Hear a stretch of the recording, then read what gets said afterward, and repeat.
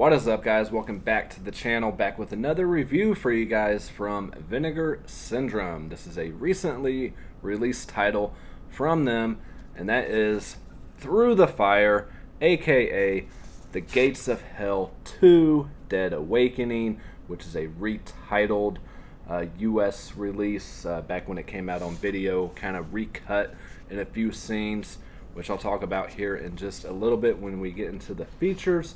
But this is a 1988 film, runs 88 minutes. This is a horror, kind of comedy at times, kind of action, police detective, all kind of thrown into one thing. Kind of supernatural stuff going on as well. I'll be honest, it's been a few days since I've watched this, and it's extremely later than usual when I'm recording, so... And if you're wondering why I'm wearing the same shirt as my last video, because it's the same day. And so if you haven't watched that video yet, definitely do so as well. It is for the 1,500 subscriber contest, and I drew the winner for the digital codes that I was giving away and went over some upcoming releases.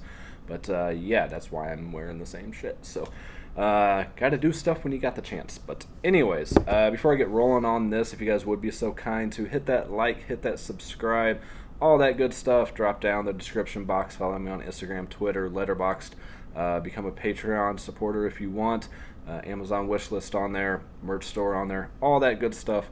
And thank you guys for the love and support and helping me reach over 1,500. Let's keep pushing and try to get to 2, and I'll do another giveaway at that point, maybe something in between. But anyways, you guys are here for Through the Fire and my thoughts on it. Now, there is going to be some spoilers in this video because yeah, I like talking about movies and spoiling things because it's just a lot easier that way, right? Anyways, I won't give everything away in this movie. It's a pretty simple movie. If you guys follow me on Letterboxd, you already know I gave this movie 1 star. I don't give star ratings on my videos, but I have to on there, so if you're curious, it got 1 star. Alright, so what is this movie about? Alright, well, within the first 10 minutes, now it was a promising like 10 minutes, you had boobs, you had a creature, you had people getting killed, all that good stuff. You had a drunk woman at a bar, you know, kind of going crazy, throwing shit at the bartender, stuff like that. It was bad, but it was promising, right? But that's the only boob shot you get in the whole fucking movie. And pretty much the only gore you get till the last act. This movie has very little gore. So it's basically, you start out with some woman driving along, gets a flat tire, and gets abducted or whatever. I'm not really sure exactly what happened to her. It just shows her getting pulled away, and that's all you know that happens. Cut to her sister at a bar, getting, again, shit-faced, throwing shit at the bartender, things like that, and escorted out by a cop. The woman is Sandra, the cop is named Nick. He tells her, hey, I got booze in my car, so let's just go out there and, you know, get you out of here. Go ahead and jump in the front seat, all that good stuff, no big deal. Calls her up later, and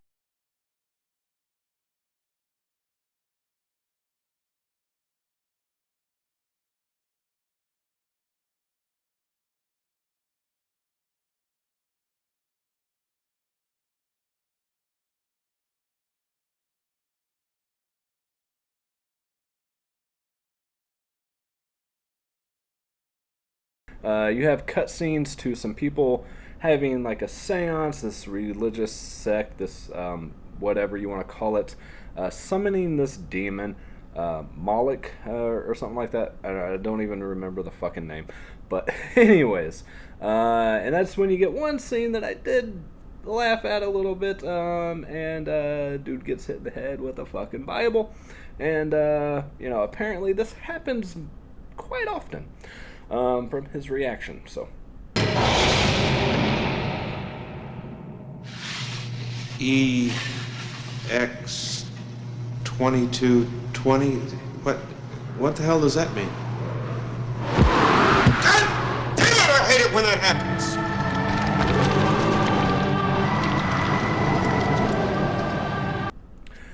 Anyways, and they're looking for this medallion that supposedly her sister was in possession of, but come to find out she had it out getting it cleaned, things like that. And what this medallion does, I'm not really 100% sure. It's supposed to protect you, or they need it to summon it. The plot's just kind of all over the place, or I just missed something because I just kind of was out of the movie with the bad acting, the bad editing, the bad choice of camera angles. Everything about this was just bad, and not in a good sense. I love movies that are bad but good at the same time, so bad they're good. But this was just bad. Yeah, so they're being kind of hunted by this demon as well, and other people are being attacked as well. Some people out climbing, some mountain climbers. They come across like a dead body. Things happen to the mountain climbers, things like that. They enlist the help of another woman as they're doing research to try to figure out what this medallion means, what this writing is, things like that. I believe her name was PJ in this. Yeah, you have some side characters too that are kind of, at first you think are bad guys, but then they end up helping them. I think his name was Randy or something. They know all about what's going on, and they're trying to stop it as well. And yeah, it's just kind of all over the place, like this review. So I can't really recommend this one. The ending is just, and this is where the spoilers really come in. Somehow Nick has these grenades buried.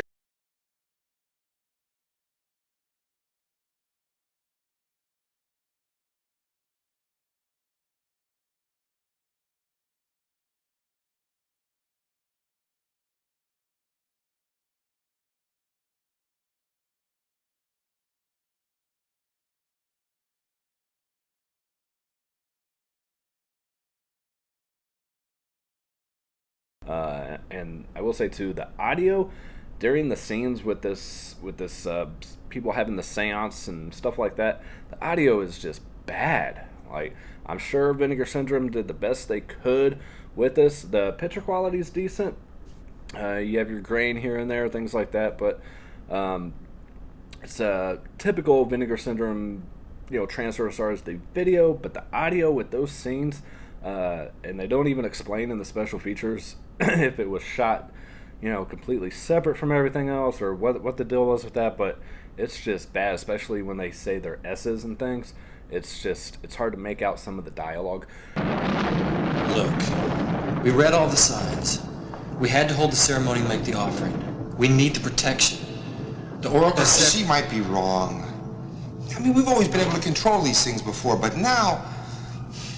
I don't know why we conjured it in the first place. I mean, how do we know these destroyers really exist? Anyways, yeah, the gore towards the end, though, is actually kind of decent. You get a transformation.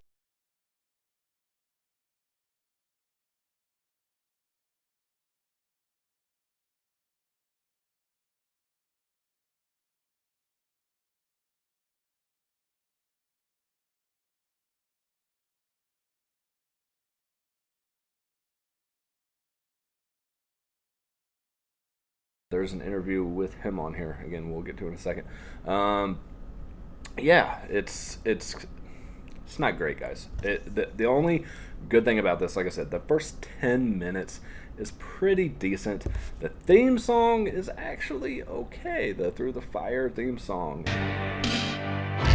No, please don't take me through the fire. The slipcover. Slipcover is nice. It's got some shine to it. It's, and you gotta love the Gates of Hell 2 alternate title. Like, people didn't even know it was released here in the States because it was released under that Gates of Hell 2 title. And people that even worked on the film or were in the film, they didn't even realize that's what it was. And of course, trying to go off of the first Gates of Hell, and even in the recut version, there's it's like dedicated to Lucio Fulci or whatever. It's which was released on VHS under the widely misleading title of Gates of Hell 2, is what it says on the back here. So, yeah, I will say Gary Markham is the director, and this is the only film he ever did. Thank God, because I don't think he would have had a very good career. Now, as far as the features on here, like I said, you get that alternate version with the Gates of Hell 2 title and that dedication. And I watched a little bit of it. I wasn't going to torture myself to watch this movie again, so I didn't even watch it with the commentary track, which usually I try to, but I just couldn't sit through this again. The beginning of it is a little bit different, I will say that. But yeah, you get Lighting the Spark, an interview with Gary Markham and Brad Potter, and in this, you realize why this movie is as bad as it is, because these guys weren't even horror fans, and they made this movie hoping to do what John Carpenter did with Halloween, and they even say this. They made this low-budget movie, made a shit ton of money, let's do the same fucking thing. Well, guess what? You gotta make a good movie to be up to the standards of John Carpenter and Halloween. This isn't gonna cut it. They were just doing this from a business standpoint. They weren't really into it. They didn't do it for the love of the genre or for the love of film. They did it to try to make a profit, and that's it. And I hate that shit. And it really shows in this movie. Like I said, I've seen a lot of bad movies, but I can tell when the filmmaker is passionate about what they're doing. Something like Hobgoblins. It's a bad movie, but I love Hobgoblins because I know he was doing something he wanted to do. There's a million other examples. That's just the first thing that came to my mind for whatever reason. But, so you get that interview with them on here talking about all of that and a few other things that they want to throw out there. Anyways, you get A Labor of Love, an interview with special effect makeup artist Gregor Pukads, who, again, did the special effects on this, went out to have actually a really good career. Talks about, again, his work with Rick Baker, things like that, and movies and TV shows and things like that he's worked on since then, and that he really never even got paid for his work on this. They had very low budget, which is obvious, and like I said, he actually did pretty good with what he was given to work with. So he still had one of the hands or something from the monster, which is all crusty now. It's not like flexible or anything anymore. He just shows that off, and it's a pretty good interview. You can tell he has a definite love and passion for this stuff and what he's, his job, and he's living the dream, I guess. But you have English subtitles, reversible cover art, behind the scenes special effect footage, and like I said, a commentary track with co-writer and director Gary Markham, which I did not listen to because I just didn't care at that point. This is a region-free release, by the way, so you guys over in the UK or Australia or wherever you are, if you want to suffer through this as well, you're more than welcome to, and you don't have to worry about having a region-free player or anything like that. Actually, mine was still on Region B from watching Prophecy from Eureka that they sent to me, and I forgot to switch it over, and it played just fine on Region B. So, I know there are fans of this movie. I saw a couple reviews on IMDb where people enjoyed it, and that's great. That's awesome. I'm happy for you. If it found an audience, that's awesome, but it's not me. Some things should never rest in peace. On the back there, like I said, the slip's nice, good theme song. You get a booby shot in the first 10 minutes, and they're pretty decent. And you get some gunplay in here. You get some action scenes, things like that. But the main thing that really took me out of this movie is their editing choices, the way they cut from this scene to that to back here to and the characters aren't likable at all. You don't care about any of them, and it just took me out of it. I just couldn't get invested in this movie. So if you guys are interested in it, I mean, check it out. If not, then I would skip this one altogether, unless you're a completionist like me, at least when it comes to the regular Vinegar Syndrome titles. I have to have all of their regular releases with the slips, as I'm 100% caught up on everything. I just want to continue to do so. But if this had been a partner label release of something I don't really collect all of, an ACFA release, or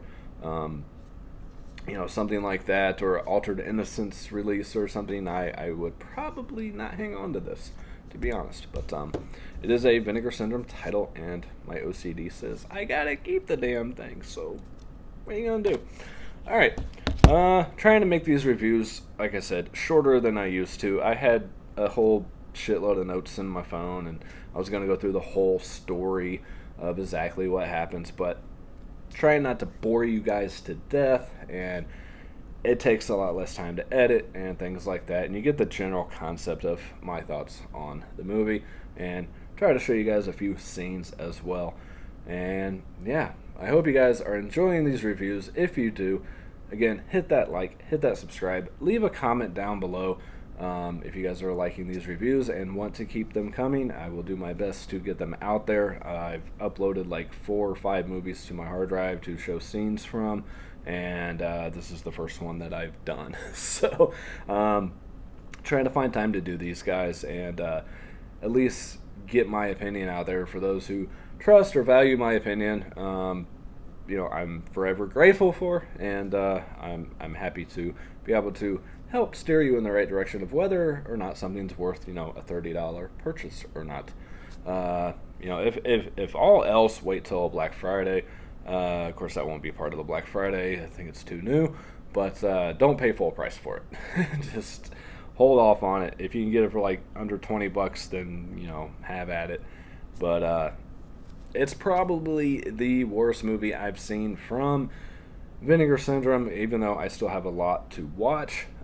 This is really down there at the bottom. Like Pandemonium, I really didn't like, but I liked it better than this. I know a lot of people are fans of that, and I know my videos get dislikes because people are fans of movies that I'm not.